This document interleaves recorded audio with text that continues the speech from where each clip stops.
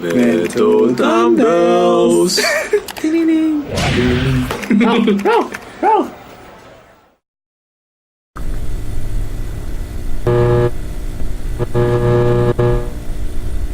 Sup fam! Alright, welcome to episode 13 of Mental Dumbells. Today we have someone very special, someone that okay, this is a very interesting story about how I met Rachel and later on you, which is I was on a Grab share. Yeah, that's right. And I was talking to the driver about what I do on my free time, which is do a podcast called Mental Dumbells that promotes. We're trying to create this what's it called? Umbrella of self-help content, and right now we're talking about mental health. And then I lo and behold, you hear from me, oh really what do you do? What do you talk about? Oh, cause I've been diagnosed with depression, anxiety, and oh wow, actually I'm a counselor. And I'm like, whoa. Yeah, so apparently he met Rachel at a Grab share. Yeah. Then he having a conversation with the taxi driver first. Yeah. Then she overheard. Then coincidentally, they all technically are in the same field. Yeah, it was like at 12. I remember at 12, then she was going to work. I was like, wow, actually not bad. 12 o'clock, yeah. What day was it? What day was it? I don't know. It's a weekday. Yeah, then I was like, wow, 12 o'clock, then go to work quite short. Come back at 12 also. Oh, wow. It's good on another share back. Another level. Yeah, but so... Yeah, then we just met. Then I was like, we exchanged contacts. Like, would you be interested in like coming to talk to us about mental health and like learning more about this kind of stuff? And she was gracious enough to introduce me to Kirby, who is I think you go brand. Right. Alright. So where was I? Okay. So then on the Grab share. Yeah, correct. Then Rachel introduced us to Kirby. Because due to some work restraints, Rachel can't be on our show right now, but maybe one day, right? Yes, hopefully one day. Yeah, they'll be sharing with us insights about mental health, about what they do on a daily basis, and some questions that we have thought of ourselves. And I look forward to learning more. Really, thank you so much for coming. Hey, no problem. Thanks for having me. Would you like to share anything about what you do and like your credentials? You know, it's a long list. I have no credentials, man. No, it's He's just trying to be humble. Yeah, I'm a very, very humble guy. No, I don't really base on credentials, but yeah, my name is Kirby Chua. I'm from Grace Counseling Center, and my lovely wife is your contact person. Yeah. Right? Rachel, she's there. She's your manager. Yeah, not be shown in camera. But anyway, I spend my time working as a psychologist, a counseling psychologist. So. Yeah, I deal with all anxiety cases, and especially for depression, which is everywhere. Yeah, I heard like it's becoming one of the top disease. It's like epidemic. Before we continue first, can we just do the ritual? Yeah. So, thank you very much for being on the show. Yes. We're gonna do our ritual, so you just put this can very close to the mic. Okay. Very satisfying can. So ready? 3, 2. Sorry. Then 1, 2. Nice. Take one sip. Hey, thanks for having me. Thanks for having me. To a good episode, huh? Very thirsty. Same. Oh. Okay. Right. So yeah, depression is an epidemic nowadays. Like it's so common that it's an epidemic. Do you agree? I agree. It's even more common today, especially for the ones who seek for help. Mm-hmm. People don't usually seek help unless there's depression. I think it's a given. Mm-hmm. It's a requirement. What do you mean? Without depression, they won't seek help. That's my impression. So most disorders are usually accompanied by depression. Like what? Disorders are accompanied by depression. Like let's say, for example, the typical addict or the typical phobic. They won't really. This is my impression only. They won't usually seek help until they feel the distress of depression. It's like the alarm signal. Which is the main function of depression. So it's like the extreme end, then you get depression. It's what pushes them to seek counseling. Makes sense. Yeah. So what are the most, like, if you don't mind sharing, what are the most common phobics and what are they called? Well, I just use the word phobics for the anxiety part. But because usually they suffer from fears. So your question, disorder is most common that come to you, other than depression. Other than depression, anorexia. We have. Normally, it's a huge umbrella of anxiety and depression, like what you're saying. Yeah. And under anxiety, you can put there the anorexia, Yeah. OCDs. You can place in there. I mentioned phobia a while ago. Yeah. What phobia have you come across? Just to be careful. Uh-huh. Phobia, social phobia is the most common. Social phobia of social influences, phobia of social situations where people feel judged and they feel like they're on camera. Feel that they don't want being the center of attention. They don't want being observed. So social phobia is the more common one. The next one, surprisingly, in Singapore, agoraphobia. It's the fear of having a fear. It's the fear of being afraid. Huh? Wow. There's such The fear of, it's a secondary fear. Fear of being afraid. Fear of having a panic attack. That they don't even leave the house. Wow.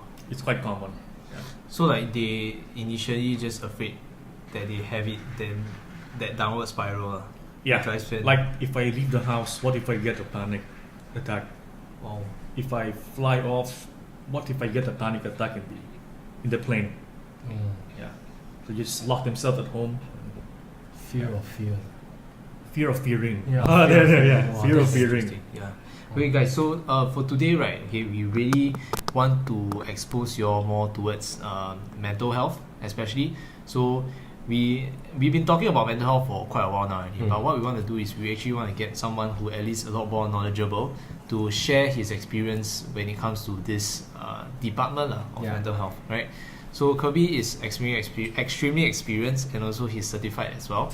So like whatever he says, I would take it with a bigger pinch of salt. Is it? Bigger pinch of salt. Because once again, like over here, we are humans. Definitely, we will we have our own opinions and such. So like whatever that we see on this channel is still ultimately what we think. Like, our advice, not our advice, is we share our own experiences. Then we hope that you guys can see and tune in to us, then pick out what you think is necessary and what you think is helpful for you. Then you use it along with your life and hope that you can improve as well, right?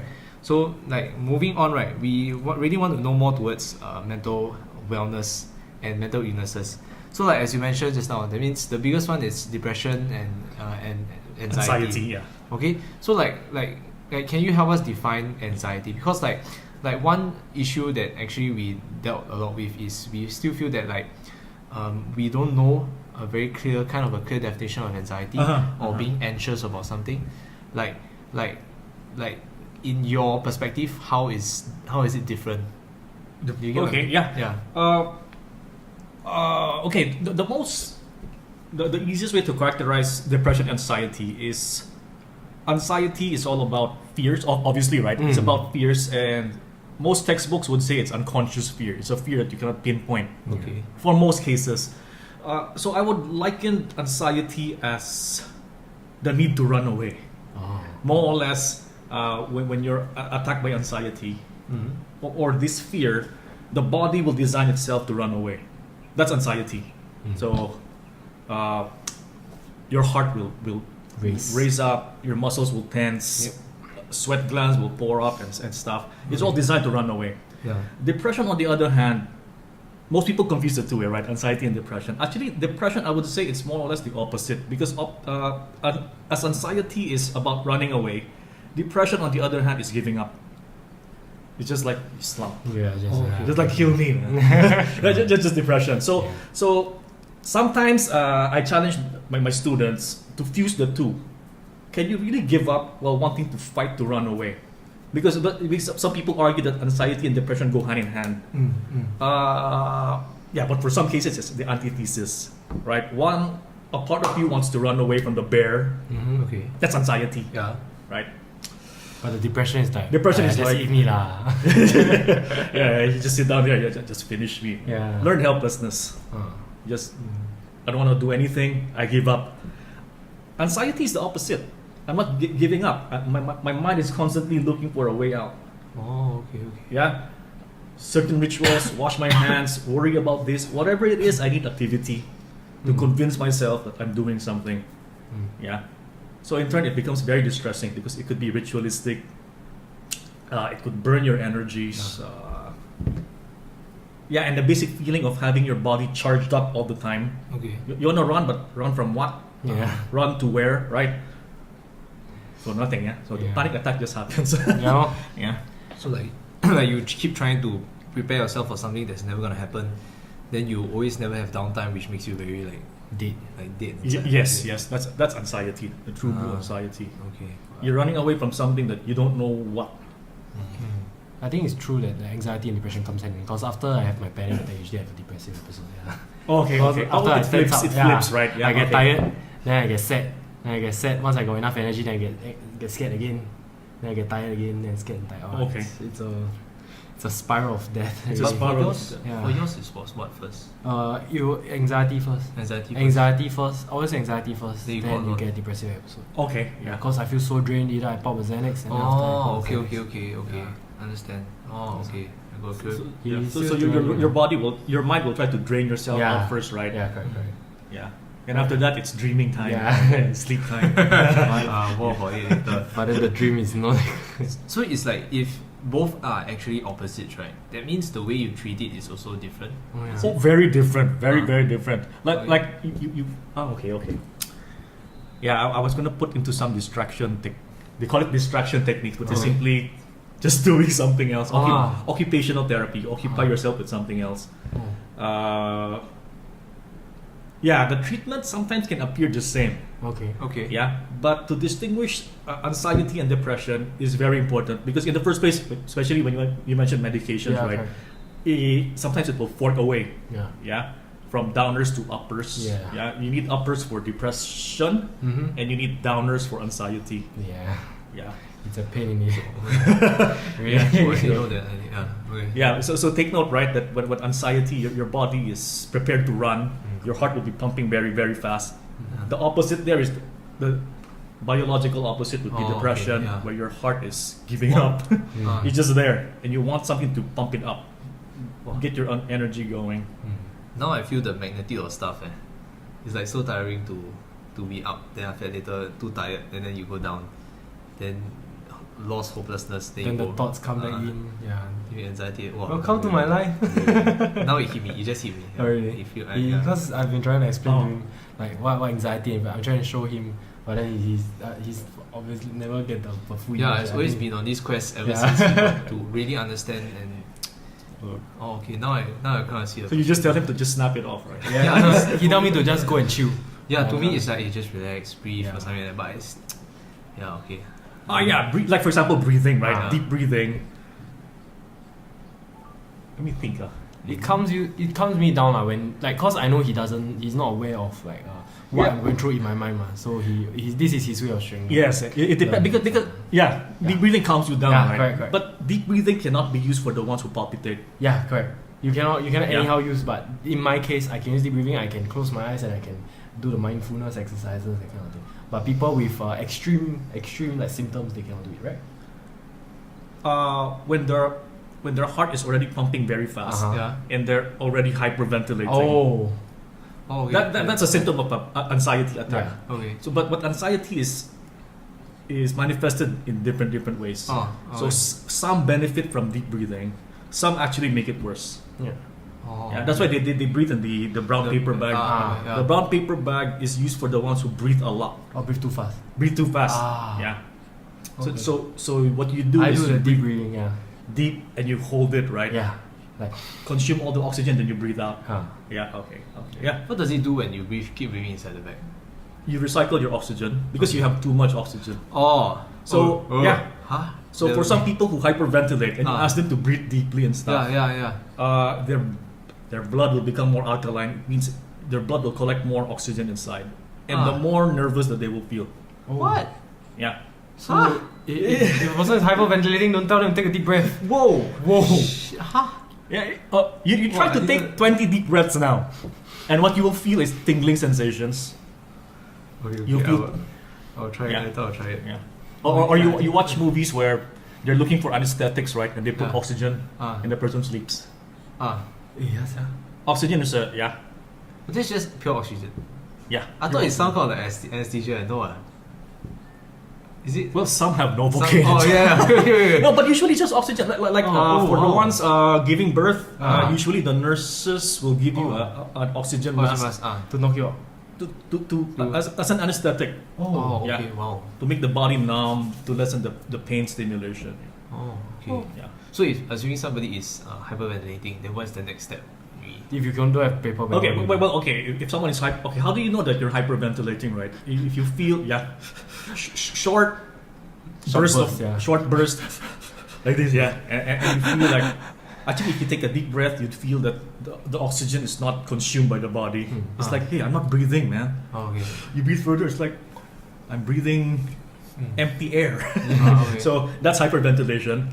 What will happen there is your heart will race higher and try to look for more air. So what you see in the movies, and I agree with this, is to use a brown paper bag or just do this Cover. to recycle. We call it recycling your oxygen. Recycle your carbon dioxide. Because there's too much oxygen. When it's happening, just take note that there's too much oxygen in your blood. So breathe into your hands. Yeah. Okay. There's too much oxygen in your blood, and when that happens, you will feel tingling sensations. I can assure you that's not a heart attack. You're not having a stroke, but your mind will tell you. You have this. Yeah, I had it before. So ignorance is bliss, right? Yeah. Yeah. Your eyes will widen and then you will start to panic looking around. Then you tense up muscles. Then you don't know what to do. Then you just want to do something, but there's nothing to do. Yeah. It's just, So to slow down your breath is good. Yeah. To slow down the breath. like Breathe deeply. As long as it slows down, it's okay. Yeah. it happened to me when that was what the first time it happened to me. I hyperventilated in camp. Then my sergeants and my like superiors told me that, okay, you are having a panic attack, just calm down, just breathe. And I'm like, but now it turns out that I'm not supposed to breathe that much because they keep telling me to take a deep breath and then Slow deep breath. Yeah.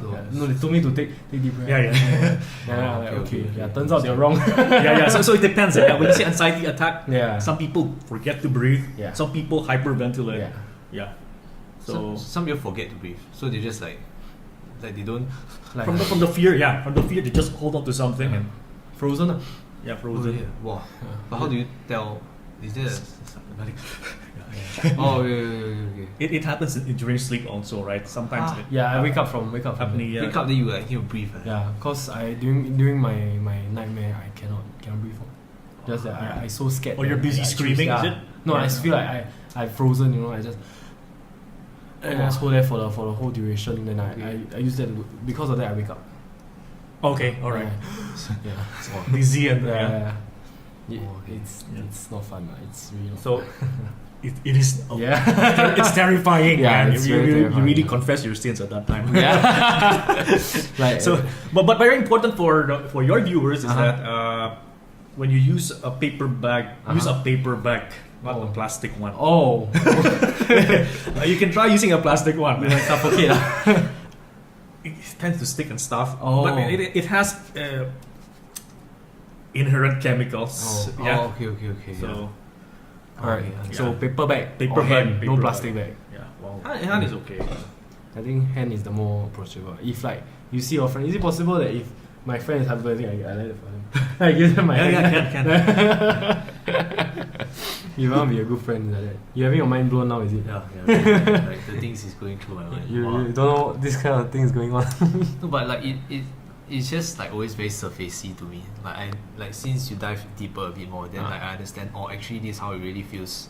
Cause like since like other medias that I see, it's just like anxiety attack, just like that. Then I just like relax just chill you know what I'm saying? Like in my mind, it's just like I watch movies and when you get anxiety attack, it's the same. I'm just like, just chill, go and solve the problem, and then it's all done and over with. Those kind of stuff. Okay. Yeah, because it's like I always like you watch a show, then he's stuck in a very tough situation, then he starts having a panic attack, then he breaks down, but after a while you'll be fine. That kind of idea. You get what I mean? Like you just hey bro, get over it, that kind of stuff. Yeah. It's like that to me. That they can control it, right? Actually, Yeah. But most of the time it's non-controllable. Right? If it's I can't sleep. normal anxiety, we have ways. You know what I'm saying? But when you say anxiety disorders, right? It's too late. Yeah. So what I mean, like that means there's normal anxiety, there's anxiety disorder as well. Anxiety is a normal. Actually, emotions. All the emotions like happiness, sadness. Okay. We're careful to distinguish sadness from depression because all of these emotions are I would say natural. Yeah. And they have a survival function. Okay. Yeah, Okay, like running is a wise thing to do, right? Right. Normally, unless you run from everything. So anxiety, technically, it's an alarm. Like when you have an exam tomorrow, or your boss is calling you, and you feel a bit of anxiety. I would say we don't dismiss this. It's a normal sensation, and your body's trying to communicate something to you, and normally we can switch it off. Yeah. That. Hey, I'm afraid of this moment. Then okay, yeah. Is it like the way I define it is being anxious and Having anxiety. Is that the clinical kind of term? Yeah, anxiety and anxious. Or is it like anxious, anxiety, and anxiety disorder? Is that okay, yeah. Is When you put the D word, which is the disorder, it becomes uncontrollable already. So your normal level is here. You're just anxious. It's here. Okay. Actually, when you're anxious, some people most athletes perform better when they're anxious, a bit anxious. Okay. Yeah. Oh, thank you so much. Yay. Now that we have thank you so much, Rachel. You have a job now. Yeah, okay. We have someone helping us. See, I'm so important. Yeah. Thank you so much. So long I don't have to pedal, it's good for me. And you're just okay there, Are right? you so sure you know it better? Recording? Yes. Okay, good.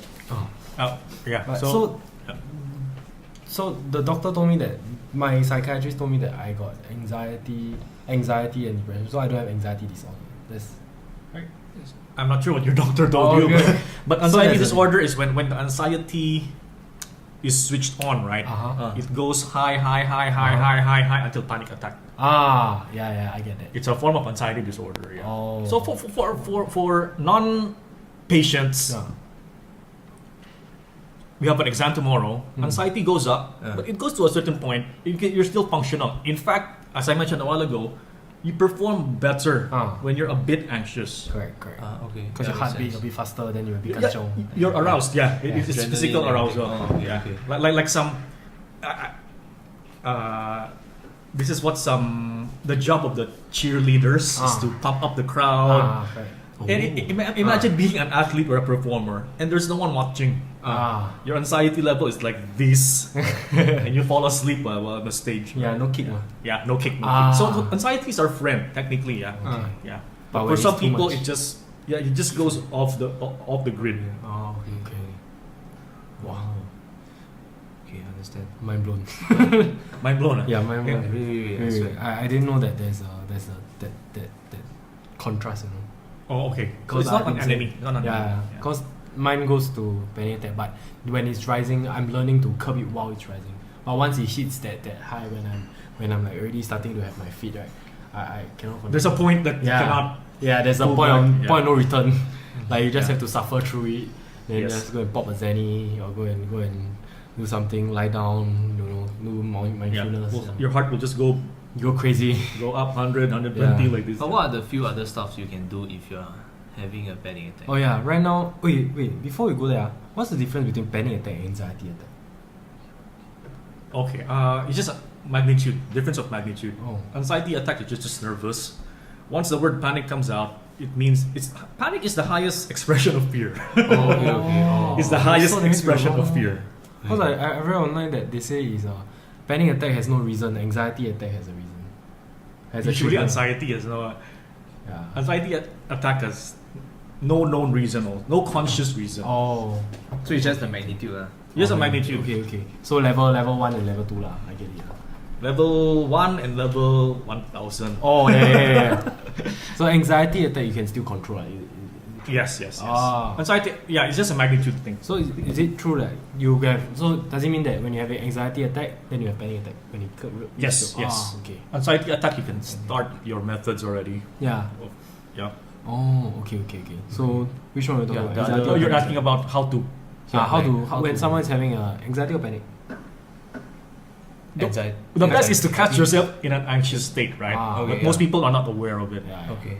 I'm doing that now, very, very mindful of whenever I'm anxious. So I will ground myself, do mindfulness, breathe, that kind of stuff. But is there any other way that you can recommend? Yeah, I'm not usually the guy who will recommend breathing and stuff, right? Okay. Because, for the reason that you may enter a state of hyperventilation. And the other thing there is when you start focusing on your breathing. This is what I notice, is that you tend to convince your mind that I'm gonna have a panic attack. Yeah. So for me, I'm it's more a very slippery slope. yes, It's a very slippery slope. Sometimes if you can try ignoring it. Ignoring It's a form of distraction. You just ignore, carry on with your task. Okay. So it's a case to case. Let's say, for example, for Shin, right? How does it start with you? Let's say I see someone. I'm walking on the street, then I see someone in uniform. I'll start to have anxiety attack. Oh yeah. What do you feel? Tingling sensations? I feel like muscles tensing up. Okay. Yeah. Breathing and then my eyes start to widen and look around more, and like start to panic, start to tense up a lot. Okay. Yeah. For that case, it's very kinesthetic. It's body wise, right? Yeah. You can massage your body first. Massage, get the blood flowing, create the heat also. Oh, okay. Yeah. Yeah.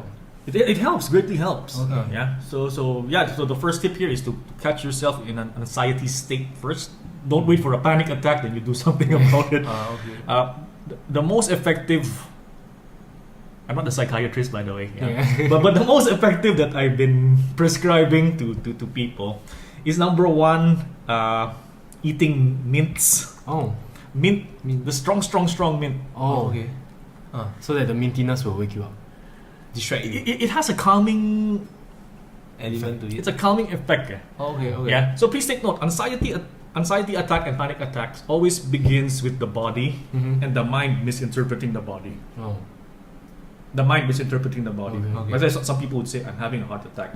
Or I'm having a stroke, which is worse. Oh, okay. Yeah. Okay, So something will happen in the body. Like my heart is beating faster. Why is it being faster? I'm probably gonna die. Yeah. It's always So if you can fool the perception by having a mint, calmer today. Yeah. And the other one is getting a hot cup of coffee, supposed to be coffee, and I just put it as a hot compress. Just touch yourself with it. I didn't tell you this before. Sorry. But doesn't the coffee, if you No, doesn't. Yeah, hot water or hot compress. okay. Yeah. Okay. Hot beverage. Hot beverage. Oh, this Something. It's just to warm the mug. If you have a hot compress, just to touch you to soothe you. soothe you. Yeah. Oh, okay. Wow, that's cool. So what you're saying is that it's first a physical reaction, then afterwards you will kind of convince yourself that it's gonna get worse, which is a mental reaction afterwards, then make you go haywire. Yes, exactly. Yeah, that's why most of the people who get anxiety attacks are the ones who are more of the. It's called the textbook syndrome. That they watch medical dramas. They know what's happening in the body. Yeah, like I'm having a stroke. I'm gonna have this. I'm gonna have that. Oh, really? People like that have a higher tendency of having anxiety. Yes. Yeah. Oh. So But I don't watch that. you though, probably read some. What comes to your mind when you have? Just that. What the fuck? Straight out in my mind is what the fuck. Like these three words are on repeat, and like I'm gonna get in trouble. Oh, okay. It's a different. It's a social punishment. Yeah, it's a social thing. So it's a social. You're that's why expecting a punishment. Yeah, social I'm punishment. expecting like someone to hit me, or so I'm gonna get someone gonna scold me, that kind of stuff. I'm very against like getting. I have a fear of getting scolded and this kind of thing. So it's something I'm working on. Okay. Yeah. You mentioned because last time in army. In army, I'm very quite unfairly treated. Yeah, I was. That one. You mean everyone? Quite I was just I was In his reprimanded in front of. In his opinion, I was reprimanded in front of my men. Treated like less than human. Okay. That traumatized me. Unfairly treated. Like in my opinion, unfairly lah. I never had the opportunity to go and talk to the person who reprimanded me. I hope to get to that point where I can. Okay. Yeah. And it's something that obviously wasn't fair to you, right? Yeah. And it's something that you cannot stop and you have no control over. Yeah. Like for the first time, I felt so lost. Okay. Like that Powerless. Yeah, just screaming at me. I was just like, wow, he's just bringing me. Because I'm very proud to be a sergeant in the army. I'm very proud to be a military policeman. But that session, like that weekend of consistent fucking, just took everything away from me. And like that gave me very, very bad anxiety. Yeah, that's the beginning of everything I do. Okay. Yeah. The thinking that That unfairness may hit Yeah. you Yeah. without you doing anything wrong, right? Yeah. Yeah. Like it was just wow. Even now talking about it's a bad memory, very very bad memory. Yeah, I'm working through it really. On a day-to-day basis, I'm trying to get a step closer to like looking at my uniform more, trying to remind myself of like how okay it is, you know. Okay. And then taking the necessary steps to hopefully one day go back to service Nice. Yeah, but So you get your rank and everything? yeah, I have I get everything ready. But it's just I just miss my guys. I just miss the job that I do. Okay. Yeah. Okay. But it's okay. I'm getting better, and when I go back, I'm gonna be so much better as a person. You will be. Yeah. Yeah. So taking the steps hopefully this will help some people who are serving the nation as well with problems like mine or like perspective like mine that you have been unfairly treated and you are suffering from some backlash of it. You can slowly work on it and take some time off. It's okay on. People call it choking or whatever. It's okay on. Just be yourself. Just work on you. And when you are better and emotionally more stable, you can give so much more back to the society. Can earn your citizenship better. Yeah, things like that. So since you're on that topic, right? Yeah. Like I now the way I see it is like a mental stress, which cause a physical reaction, then again added mental stress. Okay, wait, pause. Sorry. Pause. Okay, so right, so far what I can see is like it's more of like a psychological thing. So like maybe he has some emotional trauma, then after that followed by physical reaction, then gradually like overreaction of that physical reaction will cause them to have anxiety attacks. Yes. Okay, so in terms of us, right, like we won't say in a professional capacity how will you treat it. I feel the best would be to go and look for Kirby. Yeah. Very call his number. We'll call Kirby. Yeah. But if in a perspective so in a perspective of like us or someone that is just realizing it and handling it, right, how would they make themselves to take a few steps into recovering? Okay. Wow. Yeah. Well, first and foremost, it's important for people to understand that anxiety is natural, and you therefore have the natural power to stop it yourself. Technically, you have the tools. But to answer your question directly, you can do this on your own. The first one, you can deal with it in two levels. The superficial level is simply to switch off the current anxiety attack. Whoa. Okay, leave it. Yeah, leave it. Okay, sorry. Go on. It's too important. So sorry. No. Yeah. I can repeat, no worry.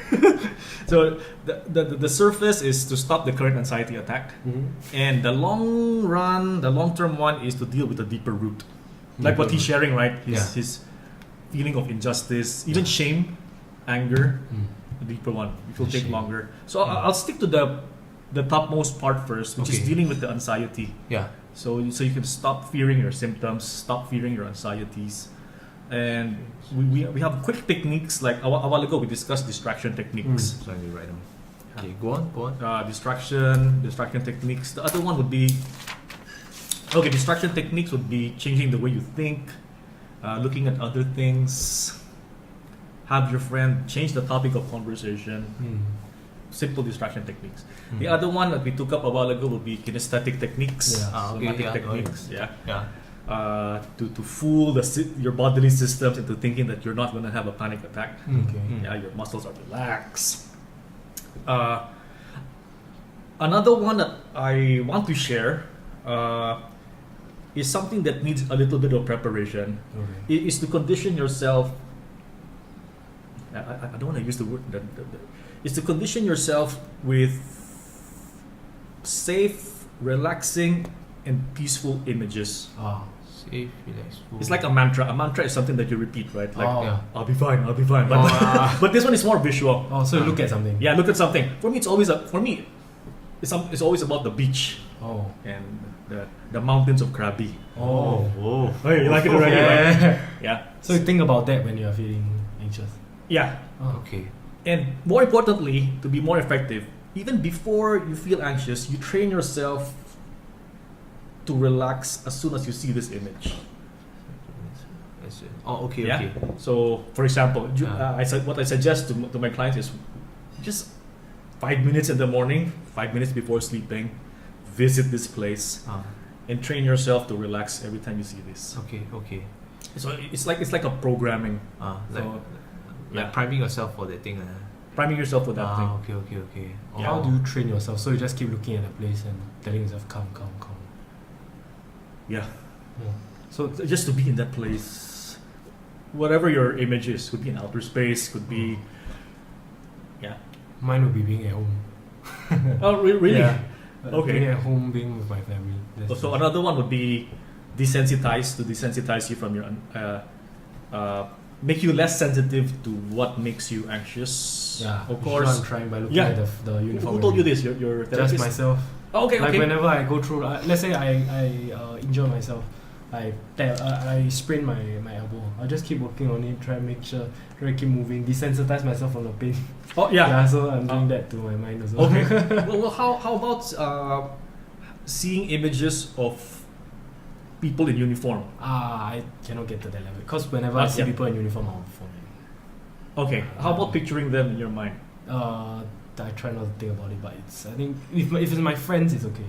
My friends okay. in uniform is the next step that I'm taking, which is I talk to my friends when they are wearing their uniform.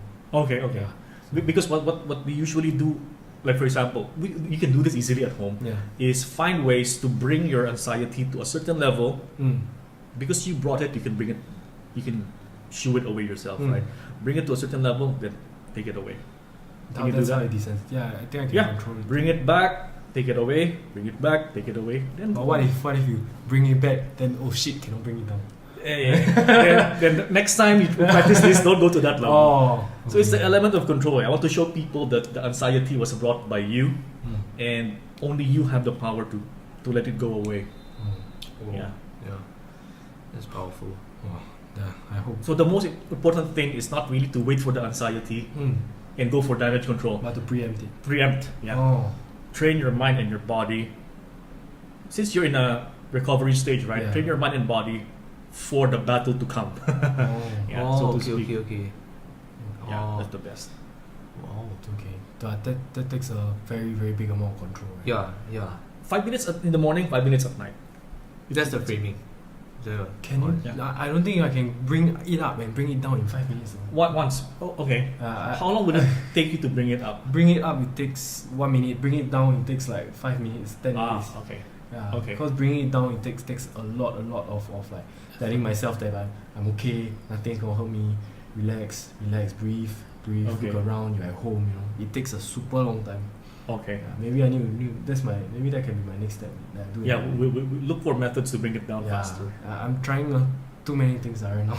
Yeah. I'm trying- Okay. Yeah. Yeah, distraction. Listen to your therapist. Yeah, I'm trying like no, this is all from self-help. From So, self-help. yeah. Okay. So I'm just doing I'm going to the gym. Whenever I feel anxious, I'll do exercise, I'll push up, and then whenever I feel upset, I'll just go out.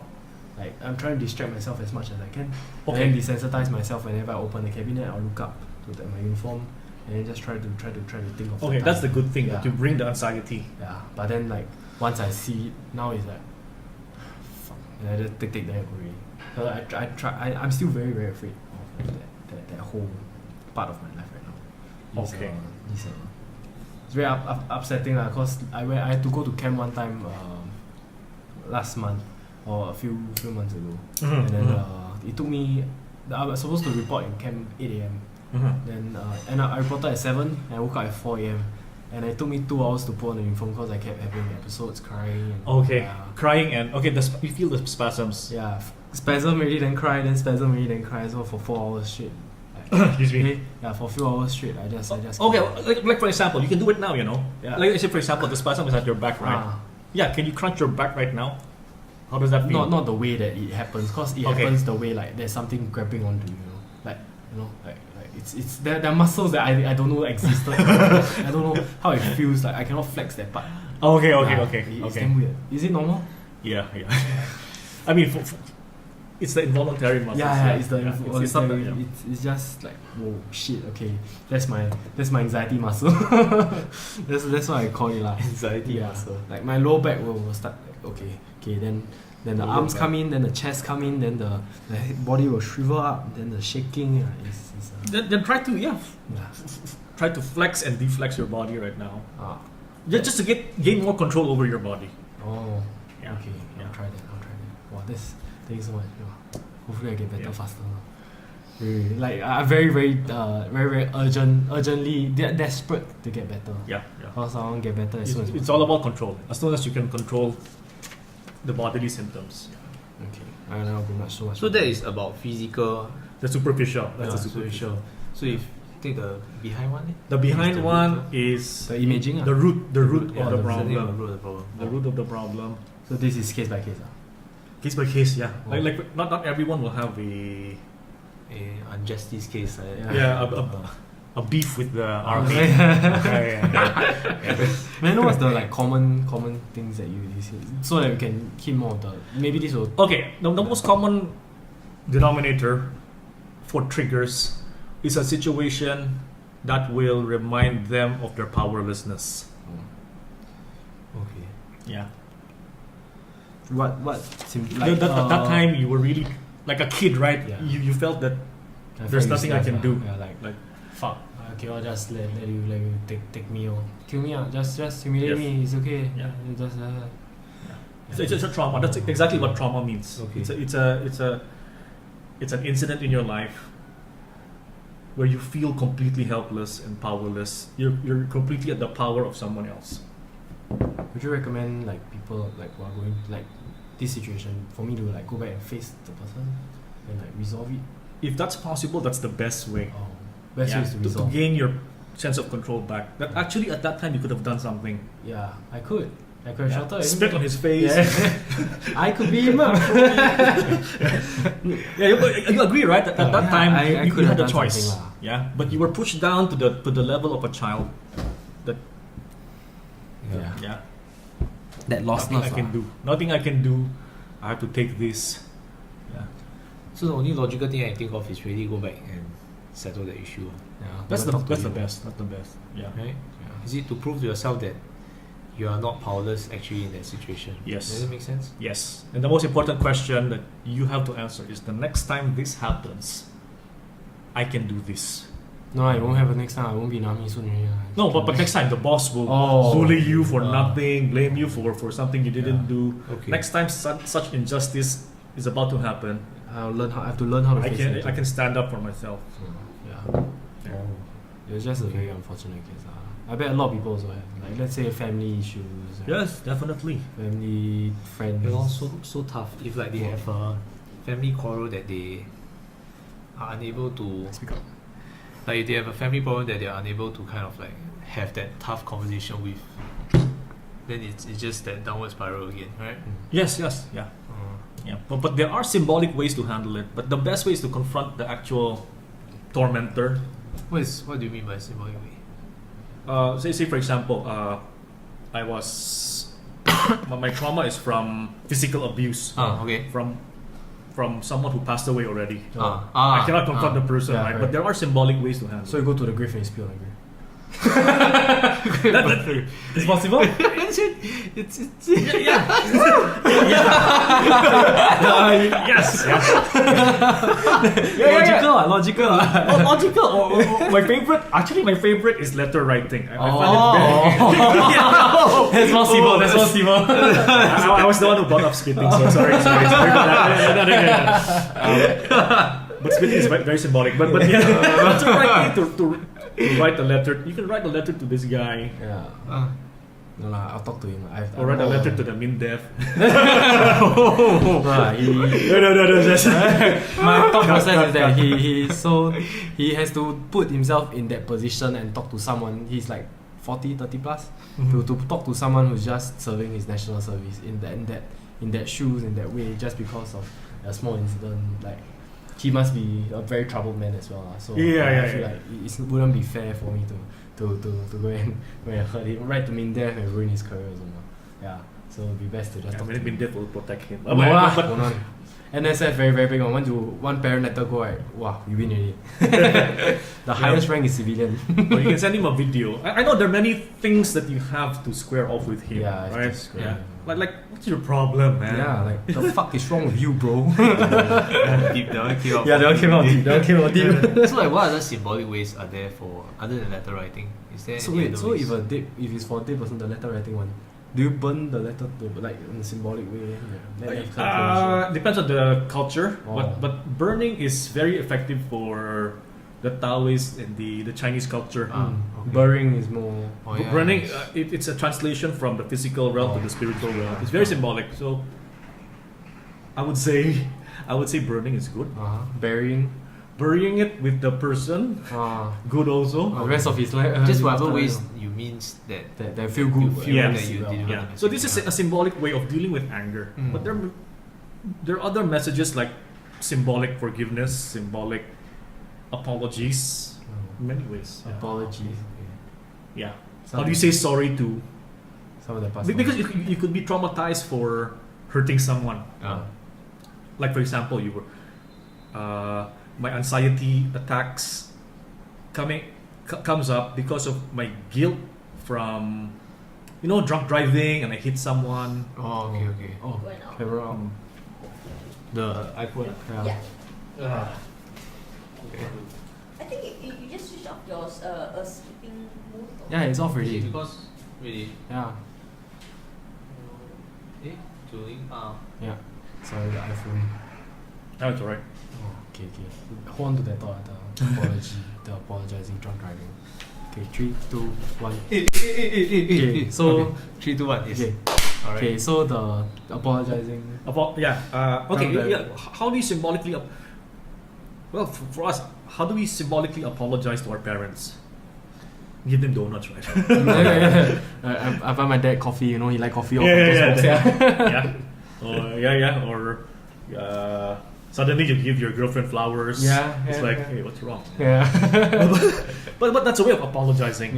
Yeah. So there are symbolic ways. It depends on the culture, and it's a hidden language of the unconscious. Yeah. Donating to charity. There's something like this.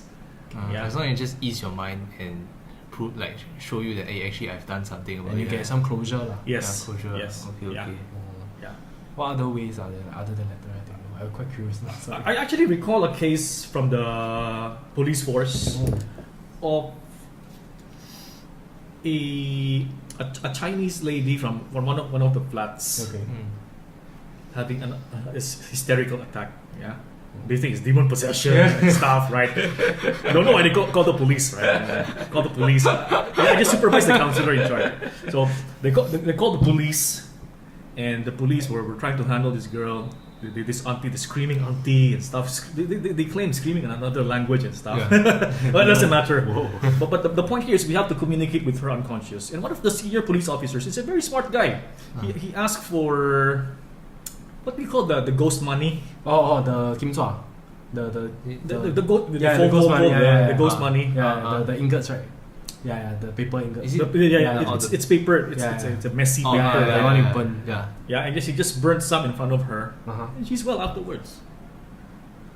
Whoa. Okay. Yeah. Okay. So something symbolically connected to her. Oh. We don't see it as something spiritual that the spirits were pacified. And stuff. Yeah. But yeah, something was logical, acknowledged yeah. that something was released. Yeah. I acknowledge that I sent my okay. payment to heaven or something. Yeah, and it's the same symbolism as cutting. Cutters, right? Yeah. Cutters, self-mutilation. I do that. Okay. I did. It's kind of. Yeah. Haha. Still But there. yeah, it's still there. Yeah, but What the hell? it gives me a sense of release, like that's it. Right? It helps me. It also indicates guilt. Yeah, it gives me guilt that I'm on MC for so long. Okay. And I let down my guys. That's the guilt that I have. Okay. That I cannot Okay. live with. Yeah. Yeah, like the people. So that self-hurt, self-punishment. yeah. You need to feel forgiven, right? Yeah. You need to feel released. released, yeah. Released from, So Just hold too much weight on something that's Yes. not supposed to. Yeah. And like not knowing how to deal Yeah. Oh, now my head very. So that means there is still another problem that is making them have this. How do I put it? Okay, so that means right now, other than depression, other than anxiety, there's still another underlying problem that they are facing with, which makes them go and harm themselves. Is it We can characterize that under anxiety. under anxiety as well? Yes. So Yeah. it might just be Or depressed people do that also. Yeah. Okay. I'm both. What up? Whoa. Yeah. Okay. It's only a symptom. The cutting, Yeah. it's only a symptom. Okay. It's not a sickness in itself. Oh, it's a okay, sign okay, of a sign. sickness. Yeah. Oh, okay. Understand. There's no such sickness as cutting. It's only this. Yeah. In the army, they call it violinist because Wow. Yeah, it's very sadistic. It's very sadistic. But okay. You hear it before? First time. Yeah. When my friend told The me, cutters. yeah, they are violinists. So like something that actually I want to touch on with is also when it comes to us helping ourselves, right? Yeah. Like you already given us a lot of information, but one thing I want to just a little bit about is like how in your professional capacity will you help someone and why, like what's the, how do I put it in a way, like why should I go for professional help? Oh yeah. Those kind of stuff. How do you? Because what I feel do you like encourage? it's like a lot of times, I think we shared it the time when our conversation, I have friends who are diagnosed, like who I really think that they have depression and they also think that they do have themselves, but they are not inclined to go for professional help because I scared later my insurance I cannot claim, I scared this, I scared that, people say me out. Like how is it actually like, and is there any misconceptions that we need to know as well? Why do people don't go for professional help? Yeah, and how do we recommend them to go? Tell them to go. Oh, okay. Sadly, you're right about Because it's stigmatized in Singapore. culturally, yeah, Yeah. the stigma is Yeah. still there. Yeah, exactly. Especially for civil service. For As in people who working in sales. yeah, Oh, okay. especially for civil service. For, Teachers. yeah, it doesn't yeah. sound well. Say for example, you're an investor of Microsoft and you Yeah. know that Bill Gates is going for therapy for schizophrenia. Ah, It doesn't. It's- There's still a yeah. stigma. Yeah. I'm using an American sample. Yeah. Even in America, there's still a stigma, Oh. yeah, that's true. right? For a Yeah. CEO to be crazy like that. Mm-hmm. Yeah, and unstable. We have many funny names about it. Yeah. Yeah, all negative connotations. Yeah. Yeah, but again, but a nice thing to do to invite people to come for professional help is, well, in the first place, your first question was what's the difference between self-help and the professionals? Yeah. Correct, right? Yeah. I would suggest, not just to boost the business, but we really need the initial professional view, especially for diagnosis. Diagnosis. But diagnosis is the pinpointing of the actual enemy. Oh, okay. Yeah. To pinpoint whether it's really depression or whether it's really anxiety, and many other options there. Yeah, because the diagnosis will always lead to the treatment plan. Yes. So treatment plan is actually, I tell my clients this one. My actual job is to pinpoint the problem and explain the problem. Yeah. Because once you can explain the actual problem, the cure or the self-help is very easy. Yes. Okay. I understand. Yeah. So this is what the professionals can do. The professionals have seen more cases. The most important is that they've seen a myriad of cases which they can compare templates on. Understand. I get what you mean. But does it means that if I were to go for professional help, I will definitely be on medication? Okay. No. Yeah. Right. I think you would know this more, Yeah. right? Because we actually have 3 types of mental health professionals for now. We have the psychiatrist, the psychologist, and the counselors. Yeah. Psychiatrists are the ones in the hospitals and they prescribe medications. Okay. Yeah, they do the hardcore stuff. Yeah. Oh. Yeah. Psychologists just deal with the clinical cases Okay. like depression, anxiety. Counselors are just for maladjustments. Yeah. Like my girlfriend left me. Oh. Like this. Situational depression. Yeah. Okay. Yeah. Should I leave my job or not? That's the counseling part. Yeah. But when there's a real condition, you go to the psychologist. Okay. Yeah. If there's a medical condition, like a brain problem or hormonal imbalance, psychiatrist. Okay. Substance-induced problems. So there. Yeah. So. Oh really? That means you like substance abuse is also psychiatrist. For me, I stay away from substance abuse. Okay, Say okay. for example, alcoholism is okay, but when you say heroin, cocaine, not much in Singapore, but heroin, Ecstasy. I know the stashes, but I just deal with the psychological side, but I submit to the psychiatrist that we need them. Okay. Yeah, in weaning off, it has a lot to do with the body. Mm. Yeah. So between the three, sadly, you said something about insurance a while ago, right? Yeah. Insurance only covers the psychiatric part. Yeah. Okay. Because they're the only ones from the Ministry of Health. I do have some. I don't know what insurance they have. I do have some clients who claim that they get it back from the insurance, but I don't know what insurance they have. I don't. Yeah. I don't see any subsidies or what for psychological help Yeah. unless you go to the polyclinic. But can a referral? Yeah, correct. Is it? Yes. Oh, okay. Yeah. But first, counselor first or straight up to psychologist? Is there Okay. a process that they usually will go by? Actually, Or no. like- Alright, just Okay. But I would say the psychologist is trained to assess more. More. Yeah. Okay, But if the problem is something like adjustment, yeah, okay. I just came by to Singapore. I don't, like this. Yeah. A counselor Counselor is is fine. Yeah. Okay, understand. I understand. And counselor is also professionally trained, correct? So they Yes, they all are. of them are They are. professionally Yeah, trained. Yes. okay, understand.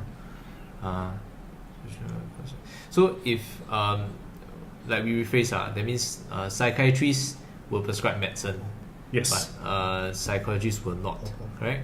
But under the idea that if I were to visit a psychiatrist, psychologist, sorry, if I were to visit a psychologist, and then they officially label that I have depression. Diagnosed, not Okay, labeled. that's not label. Sorry, that's very Diagnosed. weird. Diagnosed that I have depression. Yeah. Like I think the biggest fear for everyone is still that diagnosis and that label of depression. The biggest fear is the depression. Yeah, it's like if like Yeah, like once I got diagnosed with depression, there's a certain thing that changed in my mind. Like, oh shit, like, so am I wrong? Am I and then like crazy? like with the logical, as in the most logical thing that people would think of is that since I'm diagnosed with depression, does that mean that for the rest of my life I will always be labeled that, and it Well, stops me from doing all this sort of stuff? Yeah. Like, is it really true? Is it really something we have to accept and learn, or is it like maybe there's some other stuff? Okay, yeah. First, I would say it's true. That it's true that people really think this way. Okay. A lot of people think this way, and a lot of people don't. There are a lot of people who actually want to be labeled for some reason. Yeah, malingering and stuff. Yeah. Oh, okay. But the other part of your question is that is it really true in society that people label you? Actually, no. I would say no. Yeah. Okay. So although sometimes you have to declare it. I'm not sure for your case. When it comes to like a national, like a civil job, you have to declare. Okay. Yeah. Yeah. So now I cannot sign on and that sort of stuff. Oh yeah. Yeah. Oh okay. Because I'm considered best F already, like the lowest thing. Okay, so Okay. that's the trouble. But because some people ask you to declare it. Yeah. But there are a lot of places who don't really mind. Okay. Yeah, but it depends on where you apply for your apply for job. and stuff. Yeah. Okay, understand. So, What? so again, yeah, I want to rephrase my answer. So, Yeah. in a sense, it will affect. Okay. But not that much. It will affect, especially if you go to a psychiatrist, it will affect. Yeah. Yeah, because it's a public record. Yeah. Yeah. But you go to the private centers, like Grace Counseling Center. Grace Oh, okay. We'll keep it under the no. Yeah. Wink. Yeah. No. But then again, okay. Let's put it this way. Even though you declare it and stuff, right? The human resource, the trained human resource, should all know in terms of applying for a job. Yeah. The trained human resource should all know that these are just labels. Yeah. Yeah. They may be diagnosis, professional diagnosis, but in the end, these are just labels. It should not affect the identity of the person. Understand. Yeah. Okay. Unless this one, I just want to separate. Unless it's schizophrenia. Oh, Okay. Unless it's schizophrenia. okay. But depression, honestly, everyone goes through depression. Yeah, I get what I mean. I just think it's very stigmatized at this extent right now. Yeah. Then like the biggest problem now everyone feels is still like because they don't want to be labeled, then they don't seek help, which then in the game goes that loop, and then they all go to the Get wits' worse, end. get worse, get worse, get Yeah. worse. Yes, yeah. But most counselors and psychologists will not label. I understand. Yeah. That's true. Psychiatrists have to label because they need to put it on the record Yeah. for claims and stuff. Yeah. Yeah. Oh, okay, I understand. I totally get what you mean. Okay. But Okay, yeah, as in now at least I understand that because I always think that okay, if you go to see a doctor, I always label it as doctor because I don't know there's so many different tiers. You go see a doctor, then you got depression, okay, he give you medicine, then full stop. Then you forever depend on the medicine, then you will never get out of the cycle. That was my impression all along. Okay. Yeah. So like it's awesome to hear that actually there is different tiers available for different treatments, and then there are so actually this kind of designated treatment for people. There's not just medicine. It's like they help you to at least you will tell your client say like, oh, there's these issues you need to solve, this sort of stuff, you can try to feel better first, correct? Yes. Before yes. you refer them up. Like Yeah. There are sensitive professionals like Okay, understand. they don't label. I understand. Yeah. Oh, okay. Yeah. That's awesome. okay. So I think like subsequently we like I feel it's our another mission to also like show the world that depression is there and it's actually very common. Then there's nothing So wrong that with yeah, it. there's nothing really wrong with it. It's okay. I was about to say it's normal. Yeah. Oh wait. So Okay, so that sort of there's a lot of Yeah, about that's a lot of depression lah. Mm. But what about anxiety though? Like one of the questions that I wanted to clear today is how often do people actually recover from anxiety? Like completely recover? I know like completely recover. Okay, the the symptoms are, symptoms. yeah. This is one of the questions asked to me, like a little background about these questions that I recently had a party, a Christmas party, whereby a lot of people with mental diagnoses lah. A lot of people are diagnosed with like anxiety, depression, this kind of stuff. And like this was the most common question that we joked about lah. Okay. Do you think anxiety will ever finish? I don't know, I think you already have anxiety. With you know? proper professional treatment. Yeah, correct. Like with medication and counseling and everything. 80% on a 2-year relapse rate. 2 years. Meaning 80% actually get well Uh-huh. and return back on a 2-year span. Oh, after 2 years you go back. Yeah. Oh, Sorry. okay. Yeah. Understand. But the hope is good. Oh, There's an 80% rate. Okay. Yeah. That's very Also, good. it also depends. Even if you say 2-year treatment, I have to ask what form of treatment. yeah. Counseling, Because medication. research for counseling is very difficult. Mm. It depends on the treatment plan. Depends on how serious the client was. Yeah. But normally, I'll be that. Okay, I'll be that optimistic. 75 to 80%. Then, Yeah. 100%. No, to 80%. Oh, Yeah, to 80%. okay. Yeah. I understand. But the relapse rate is high also. Mhm. Yeah. But it's all about learning how to deal with it next time when you relapse, right? Yes, that's why. Yeah. I understand. but it's still possible to be like a fully functioning adult with anxiety. Even while carrying the problem. Oh. Yeah. That's my people- biggest worry now, that I will not be able to function properly in the future when I work. You can fully function now.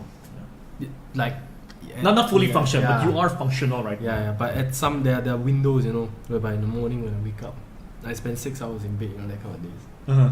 Whereby I just don't get out of bed. Okay. Yeah, that's the thing that I'm afraid of. What if one day I have a job, then Okay. I just decide to fuck the job. I don't go today. Never mind, I go die anyway. Unless you change your coping style. Yeah, I need to change. Yeah. Your what? Coping style? Coping style. Okay. As in like when he suffers that on his bed. Yeah. The coping style for that one, yeah. Like just do the job, man. Like Yeah, it's yeah. more or less the hopelessness type. Yeah. That I deny the problem, it will just Yeah. go away. Yeah. Yeah. Okay. So Is there any way that you can recommend for me to get out of bed faster? Like when I have that. Right now it's quite good already lah. Like it used to be every day, but now it's like every 4-5 days. Yeah. But what I solved that was by with proper training, meaning you've trained your habits. So make it a habit to Make get it a out of bed habit. faster. That's the best. For me, that's the best. Okay. Yeah. But if you're really on the onset of your depression and you really do not feel like going up, there's nothing much people can do. Yeah. Right. My brother will physically drag me out, lah. So that's that. Is it helpful? No, I just cry. He drew you out then. He drag me out, then I cry, then I go back, then like rest a while, then he try again, slowly talk to me, then I get up. Get up for what? Get up to just to shower and to continue my life. Just to get the energy yeah, going. just right? get the energy going. Okay. Well, if there's a bigger carrot they can put, Yeah. bigger reward, Yeah. bigger incentive for you to get up. There has to. I'm trying to that's why I'm planning everything. Like every Saturday, I'll sit down and text people asking to fill up my week. So like usually I fill up my things in the afternoon so that I can get out a bit by this time. And Okay. I don't like to be late, so I will Okay. Yeah. So that's one thing I'm trying to do lah. Yeah. That's interesting. But what is one thing that you tell people who feel like they have lost hope? They've lost hope in Yeah. life, meaning In at life. suicidal level Correct. or Suicidal level. okay, suicidals or people hopelessness. We call it current hopelessness Yeah. because the hopelessness is in the present Yeah. and in the past. Yeah. Some people, when you ask them to look into the future, it's still blank. Correct. I consider that good news, as opposed to a bleak future, Oh. right? So Yeah. if I ask you, your future looks good. Sometimes there's optimism. Oh. The worst case would be my future is nonsense. live for what? More suffering. My future is full of suffering. Yeah. So we call it hope. We just create hope. Something to look forward to, something to focus on. It's a center of gravity that will pull you out from where you are. Yeah, like this, Yeah. sort of thing. Yeah, this whole thing is your This is my hope. hope. Yeah. In a sense, it's a pull factor. Yeah. You're stuck in a rut here, right? Yeah. Something that takes you out of orbit, in a sense. Yeah. Yeah. But what can I? Because I'm talking to a few people who are going through anxiety and depression. What do you recommend me as someone who's outside the professional level to tell them help them? How can I help people who are? Why don't we like that? We phrase it another way. Assuming Mm. you come across somebody that he just lays the bomb and you say that, oh, I got depression. Not on a professional capacity, as a friend, like, what would you try to say to the other person? Like what would it be? Because for us, right, you'll be like, so how does it feel? Or try to relax. Is your life really that bad? Or let's say That's empathy. That's is great. Is that the good way? Yes. Oh, okay. That's great. Yeah. Empathy first. Empathy first. Empathy first. Is That's there the anything gateway. wrong that we can never do?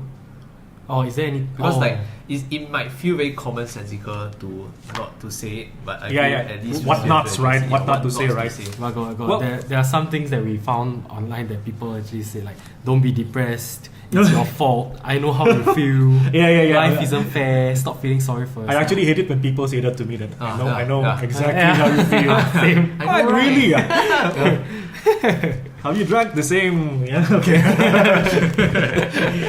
Yeah, guys. It's just this stuff. I really like the person that told me like suicidal people should go and kill themselves. Yeah, that's the same. He falls under the same window. Shit, you should never say to anyone. Yeah, Yeah, but yeah. Signing towards the positive side of things. Yeah. Positive side of things. So that means we will just start with more empathy, lah. Yeah. Is it? Just more listen to empathy, them. because they're simply depressed, anxious, people who are troubled. They're simply looking for in the initial stage. They're simply looking for someone to latch onto. They're simply looking for someone to understand them, Okay. not give solutions, Not give.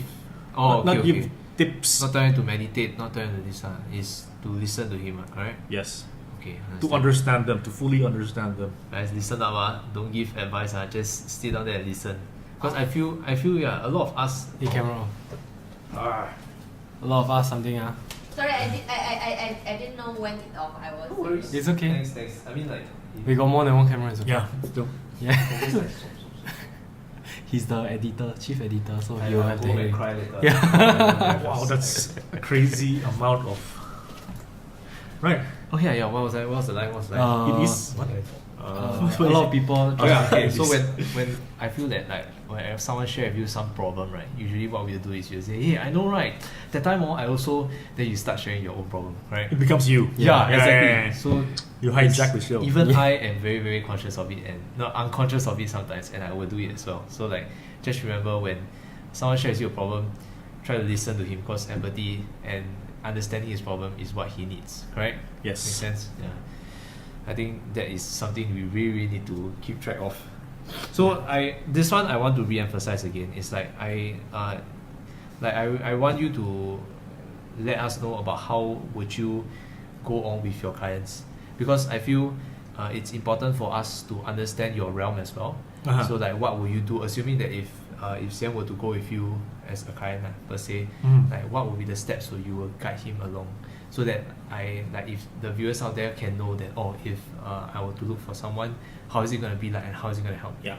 I think it's very important. Yeah, it is. Yeah. So it's a good question, yeah, because most people are wondering what happens in counseling or what happens in therapy, right?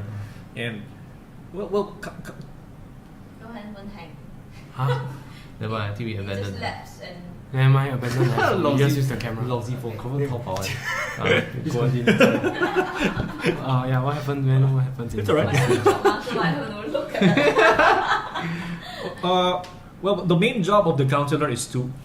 They may seem invasive. They will ask all these questions, open up your past, open up the way you think, the way you saw things and stuff, because we want to know where you learned all these things. Everything is a learned behavior. Okay. Depression is learned.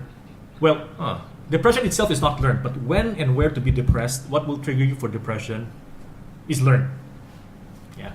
So, I don't understand. So that means usually something in your life will reflect the way you handle stuff.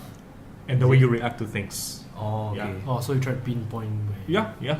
Like where they got it from, or like is it their like their family, upbringing, their or upbringing? their- Is it like The upbringing, the which is everything. Oh, okay, The- I understand. I learned to cry because of Aladdin. Oh, nice. Yeah. Nice. Yeah. Disney ruined. Okay, sorry. True. I was so very into it last time. Disney. Yeah. Well, like, you ever ask yourself, right? Who taught guys to cry Yeah. when they're rejected by a female? TV. Right. Yeah. I mean, it's a learned thing. Actually, yeah. You ask monkeys, they're like, yeah, who cares, man? It's not learned. It's not part of their society. So there. Yeah. Okay. Well, yeah. Who taught you to be angry when someone steals your coat? Oh. This is not. Yeah, this is a red drink. It's all learned. Yeah. But our manifestation of anger are all the same because anger is not learned. But when to be angry is more or less learned. Yeah. Yeah. Yeah. So Yeah. that's what you do. I tell you off. Oh. Why would you feel bad? You learned that from somewhere. So you try to learn Think about it, Try right? to pinpoint where they learn it from. Then you tackle the problem there together. We call it the unlearning stage. Oh. Yes. Unlearning stage. The unlearning. Well, I So, read so down. we have to pinpoint. Like I have to rewatch my Aladdin and tell myself that hey, these are for kids. It's not the proper model for Oh, male behavior Oh, to cry. that's what you. No. so you- To cry when someone rejects you. Yeah. So you ask the questions. The counselor will ask a question, and then like try to understand and do the unlearning stage with them. Yes. And then And How are they? we process the original memory, the core memory. I call it the core memory. okay. It's the mother of all memories. That something in my past made me believe I'm worthless. Oh. Okay. Which is the core of depression, Yeah. right? I'm worthless. Yeah. Something in my past. So I want to know, as a therapist, I'll ask about your mom, your dad, the prime suspects. Okay. Yeah. Right? Yeah. How did they discipline you? Any traumatic moments? And usually they will share something like, I failed in a test and my mom told me if I don't score higher, she'll disown me. Wow. This is a real case. Sorry, excuse Wow. me. This is a real case. Yeah. The mom said, I'll disown you. If you don't improve your marks, I'll disown you. What? Of course, imagine how a kid will take this. Yeah. As adults, so what, right? This one also lah. Yeah.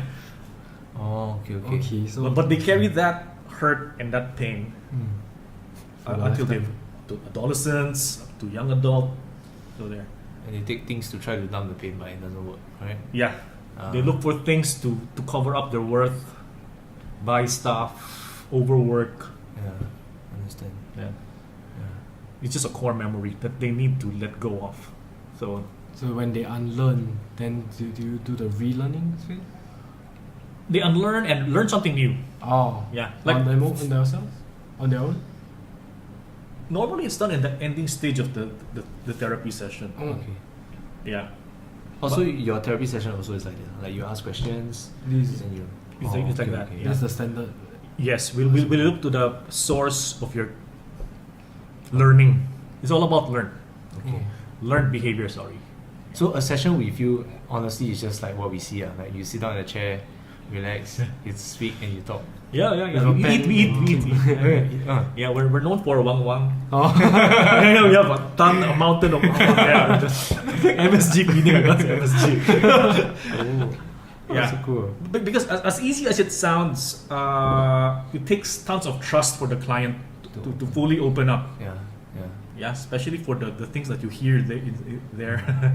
It's not just these things. It's Quite very deep extreme. stuff. horrible stuff. It's personal stuff. Mm. It's embarrassing. It's shameful. Yeah. How do you deal with this kind of thing? Like, after you hear this kind of stuff, you know? Yeah. How do I deal with it? Yeah. What do you mean by You must have some emotional connection built with the client, right? Definitely. If And- not, Yeah, that's why. That when you hear this, don't you feel like a bit of sympathy? Like, how do you keep your emotions aside, this kind of stuff? well, when I say doing my job, Yeah. what I mean there is by seeing everything as a job, as a case. Yeah. Professional. As a case, it's. I know I'm speaking to a person with real experiences, Yeah. and I have to respect that. But what I mean by I deal with them as a case is that once we say goodbye for the day, close the folder, move on. Nothing else I can do Yeah. I get what you mean. afterwards. Yeah, sorry. It's okay. If you traumatized, like some people tell you some like crazy stuff. Like, whoa. Yeah, when I was younger. Okay. When I was younger, yeah. Mm-hmm. Yeah, It you traumatized started me. out. It traumatized me. It shows you that there's really a lot of hurt people out there, yeah, who digest the wrong stuff in their heads. Like, I'm damaged goods. I'm hopeless. I'm defiled. Yeah.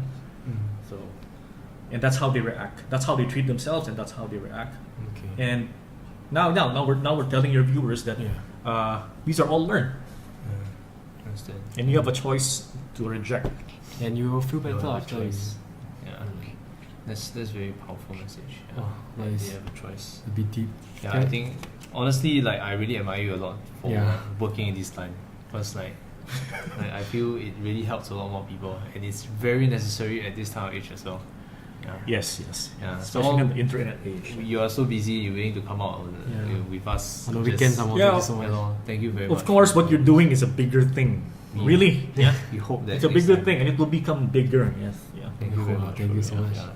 You want to ask him about The your dreams. I think the Yeah. last thing we Actually, want okay, so to- with the last conversation we had, you shared that you actually specialize in dream interpretation, right? Oh, Yes. so cool. Yeah. That is so Yeah. cool. Dream interpretation. This is the oh my god. Okay, so submit your dreams to our. so I vividly remember 3 dreams, okay, and all of them consist of me dying, but all of them have different emotions. So the first dream is that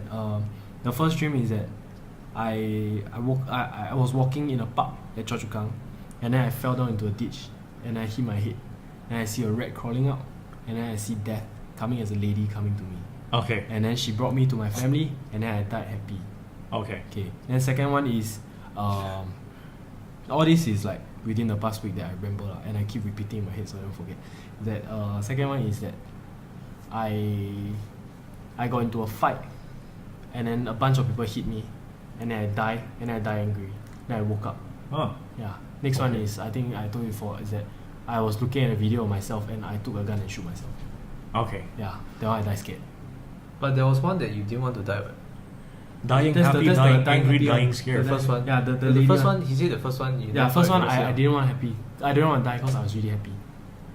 You know, cause I felt like when The I one in was, the ditch. Oh, yeah, this is different. Yeah, no, in the ditch, not in the ditch. Okay. So like when death brought me around, I didn't want to die, and I was happy. But throughout the whole dream, right, I realized that I'm actually happy. You know, I can leave. You know, I can go already. No, you can go already. Yeah, or you can I continue with your life. shouldn't go. I shouldn't. I woke up happy because I never died. Yeah, Okay. yeah. The rest is I woke up. I'm happy. I have a lot of questions. Go. It's okay. It's like Yeah. I might not be able to remember some parts, but yeah. Oh, okay. Well, just for some backgrounds, because there's many forms of dream interpretation. The one I use is the psychoanalytic one from Sigmund Freud. Okay. It's the same. It's the same course that I give. I give this usually twice a year before in SIT, Singapore Institute of Technology. Yeah. Wait, can you sign up? No, we need to be students SIT. I think it's for SIT students. Yeah. Damn it. It's one The of offer is the. still up. Help you give Help me give up. I can massage. Oh yeah. Well, Change the pointer. if they invite me again, SIT, I'll bring my friends. It's used to it's SIT, but they stopped last year. Oh, I don't know why. It's a very popular course. Yeah, it's a popular course. It's so amazing. So Sometimes cool. twice or thrice a year. Yeah. They give it for the students, the VAP, value added programs. Oh, yo. Yeah. But anyway, no worries. I'll invite you in the next. So you can wear uniform. Your Yeah, we can wear your logo and your thing. your face, then raise your face together.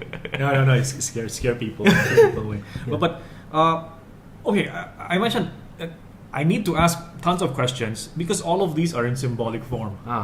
Yeah, symbolic form because in the dreamscape, always remember that in the dreamscape, there's no fixed language. There's no fixed language. That's why you cannot see letters. No, you cannot see coherent letters. You cannot see coherent words. You cannot see consistent numbers. You cannot. Yeah. Everything is flipping around. Everything is changing forms. You try dialing a number in your dream, you won't be able to dial it consistently. Okay. Yeah. Because the language center, of the brain is actually sleeping. It's been active the whole day, right? Interpreting stuff and stuff. So when you reach, important thing to know that when you reach the actual dreamscape of an REM, full-blown REM dream, what you have to know is the language center is off, your mathematical center is off, your basically all your reality functions are off. Should be. This is a healthy sleep. You cannot afford to have reality functions while dreaming, right? Yeah. It's no longer a dream, right? So all these images that you're seeing are raw emotions. Okay. Yeah. So what's the point, man? The point here is that you're in a ditch. A lady picked you up, right? No, death came to me in the form of a lady. Yeah, Okay. she told me she's dead. Yeah. Okay. Now I will have to ask you who that is. I don't You know. will. Yeah. That's why you need to go through the process. It's a whole process. Because for now, I'll just have to think that it's probably. No. Okay. Can you for now, very quickly? Why would you manifest death as a lady? You're a Marvel fan, is it? Yes, Lady Death. Yeah, Mistress Death. Yeah, Mistress Death. They push. Okay. I'm a Deadpool fan. Okay, Mistress Death. Okay, let's just say it's okay. So, Hey, are you a Marvel fan as well? well, first thing I ask, okay, which I haven't asked you, right? Please take note when you're interpreting dreams. A lot of the elements of your dream may not be interpretable. Because okay, number one, you have to omit the stuff that came from the environment. Okay. Yeah. So say for example, if you sleep on an air-conditioned room, super cold, and you drop your blanket somewhere, you'll dream something about Somewhere cold. snow, somewhere okay. cold, igloo. You're an Eskimo. You cannot interpret that. It's just simply your mind reinterpreting what's outside. Okay. Yeah. It's like having a full bladder when you're sleeping. Yeah. The forever peeing dream, right? Yeah. So that's simply your mind interpreting. Yeah. So be careful about things that you cannot interpret. Okay. Another thing you cannot interpret is when you try to rehearse what happened during the day. Yeah. So say for example, on that day you really tripped somewhere, and your mind is just repeating it. You cannot really interpret that. Hey, we filming then the Mongpo is God of Death also. No, she wasn't in my dream. No, Not in my dream. Okay. Like in the show, I went to join him in one of these sets, like for MediaCorp one. Then the story is there was about Lady death, Death. Lady of Death. Yeah. Okay, So yeah. maybe it's Subconsciously. but Okay. it wasn't her. It was a lady that I don't ever seen before. Okay. Yeah. Yeah. Go with your. All right, and besides, you have multiple dreams of death. It's not just that day, right? Yeah, correct, so correct. yeah, so we just erase. Yeah. Hey, camera. Oh, It's more. okay. So, the dream. Okay. So, Yeah. I just explained when we were taking time. I just explained the full dream. So, Yeah. what interpretations can you put Okay. there? So you mentioned 3 dreams, right? Correct. Most common denominator is death, Correct. because Mister's death only appeared once, right? Yeah. But I die all the time. It's all die. Yeah. 3 different emotions. Okay. So for I'll do it properly. What's death to you? Ending. No more. Ending, no more. Stop. No afterlife. No restart. No, just complete full stop. I become worm food. Okay. So as simple as this one, we follow the basic rule of interpretation that everything satisfies a wish. So you just have a wish to end stuff, right? At that point. But how did the dream end? You mentioned that the first one. First one, wake up happy because I'm alive. She's not going to die. Yeah. You're not going to die, right? Yeah. And how did the other 2 end? Other 2 end with me scared or upset. Cause one is me coming out from a camera from a screen to shoot myself and I die. I bam already, then I wake up. And another one is me getting into a fight and being beaten. Okay. Yeah. Okay. Yeah. Can I check what does that mean to you? When being in a fight, did that remind you of something else? Reminds me of army. How every time I'm in front of everyone and everyone is telling me bullshit like they cannot do this, they cannot do that, but I'm just doing what I'm supposed to do. I'm just trying to stay afloat myself. Yeah. Okay. All right. Okay. But this maybe from a very very what's that called, philosophical point of view lah. That's how I view it. All right. So a quick interpretation. Mm. You gave me 3 dreams, right? Yeah, correct. All of which pertains to death, and this is what you tend to wish, that you want to just end everything, end the pain. Yeah, correct. So sort of end the pain. If it's solely up to you, you would have ended it. I'll explain when I get that. If it's just about your career in the army and stuff, you would have ended it. Yeah. But one thing that's keeping you alive is simply your family, Yeah. because that's the first dream kept you alive, right? Yeah. You saw your family and you said, I don't want to die. Yeah. But when it comes to purely society, friends and stuff, for you it's not worth it, right? Yeah. And given all the variables constant, you would shoot yourself Yeah. if you had the power to do it. So the only thing, given the data that we have, right, it's more or less what I want to emphasize on right now is how you chose to stay alive, that you defied mistress death because of your family. Yeah. So if this is a real session, I will ask you to talk more about your family. Talk more about your family. Yeah. Okay. Yeah. But it's a good progress, right? This is a good sign that I'm happy to be alive. That It's a good progress that you have something to hold on to. Yeah. And you have a pull factor rather than a push. Yeah. So there. I got Yeah. family. Your family. From the data given. That's very nice to hear. You know you included right inside my game. Yeah. He's like family. Oh yeah, I'm sure. Yeah.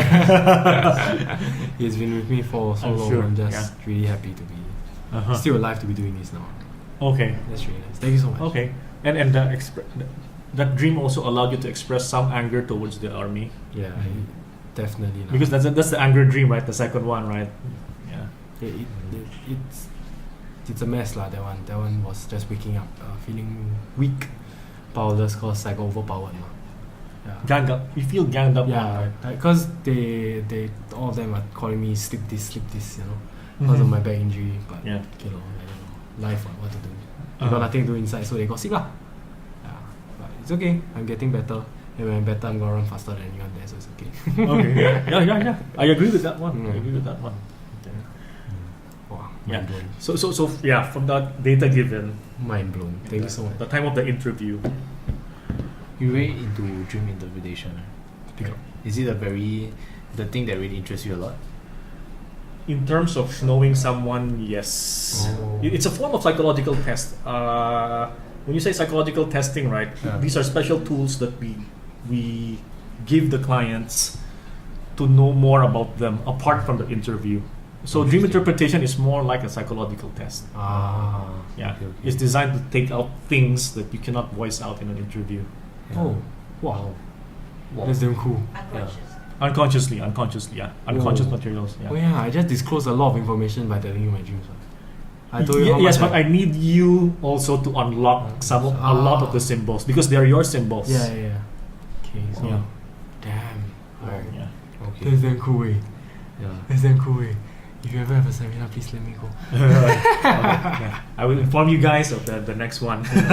We will really go and help you out. Yeah, Like, do set you up, whatever your you key, need. No worries, you no might, worries. you need Okay, refreshments. drive you around. We'll set up one with them, right? buy you taping. Yeah. Teh C kosong. Yeah, we Yeah, our yeah. own walkie-talkie. Letting you take video. Yeah. This is a small- see. Oh, hey. Legit, if you need any help, right? Let us know. don't Yeah, I'll let you guys know. Promise. Yeah. See, See, you must let us know. I think we just use it's okay. Yeah, okay. So, Wrap it up. yeah, I think this is awesome. Thank you very much for hanging out with us. Yeah, Hey, not, thanks for we inviting me really- here. not just Kobe but Richard as well. Thank you so much, both of you. Love Really, you, really Richard. Thank you amazing. very much.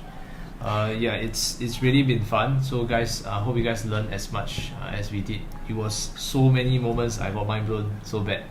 You all can try to see. Yeah, I swear I got mind blown so bad. I learned so much stuff. I really understand that like what it takes and the complexity when it comes to dealing with all these issues. So it's like as a third person perspective. I mean, it helps me to understand what I should do next time when I come across anyone with depression or with what thing? Oh yeah, like you, anyone like you. So, like, thank you very much. If you all need any help in the future, do let us know. Cause we are really very grateful for you. Let us know anything you need. Okay. Thank you very much. One of the things we do like after the podcast is that if you out there watching this video feel that you need someone to talk to or you need anything that you feel like you need someone to talk to lah in general, sometimes it's easier to reach out to a stranger. Don't hesitate to come and talk to us on our Instagram, our Facebook, our in Twitter, wherever you need us. Yeah, and definitely we'll leave Kirby's information down below. That's if right, you're that's looking right. for professional help. Grace Right? counselling, right? Yes. Yeah. Grace All the you. information Yeah. there, yes, everything we'll leave it down in the description below. Please, if you all need help, Yeah. someone to assist you, go ahead and look for them. Okay, That's they are so right. awesome. They come down for free. They just like that. They come down and just talk to us, and they are doing it because they're passionate about it. They really like want to help people out. So if you're looking for someone that don't judge you, people who is really genuine about their trade, I honestly think it's these are the guys This you is can them, go for. yeah. Yeah. So, okay, catch you guys next episode. Cheers, guys. Yeah, cheers. Cheers. Okay, bye. Bye.